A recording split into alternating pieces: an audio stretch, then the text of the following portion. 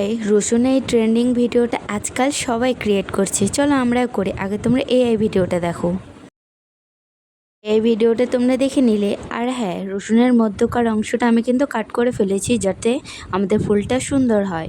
সেই জন্য আমি রসুনের উপরে রং লাগিয়ে নিলাম। রংটা লাগানোর পর এখন আমাদের ছাপ বসাতে হবে। তো প্রথমবারে তো আমার হলো না, নেক্সটে আবার আমি ছাপ দিলাম, সেটাতেও হলো না, আবার ছাপ দিলাম। তো আমাদের ফুলটা হওয়ার কথা এই রকম ছিল, কিন্তু হলো না। সেই জন্য আমি একটা ছোট ব্রাশ নিয়ে ছোট্ট ছোট্ট করে কিছু ফ্লাওয়ার ড্র করতে শুরু করলাম। তো এক্স্যাক্ট তোমরা ভিডিওটা দেখে বুঝতে পারছো। কালার হিসাবে আমি নিয়েছি এখানে হলুদ, লাল আর নীল। আর পাতার রং দেওয়ার জন্য নিয়েছিলাম সবুজ। পাতা আর ডালের রং আমি একই রেখেছিলাম। তো ছোট্ট ছোট্ট করে কিছু ডাল অ্যাড করে সেটার মধ্যে কিছু পাতা ড্র করেছিলাম।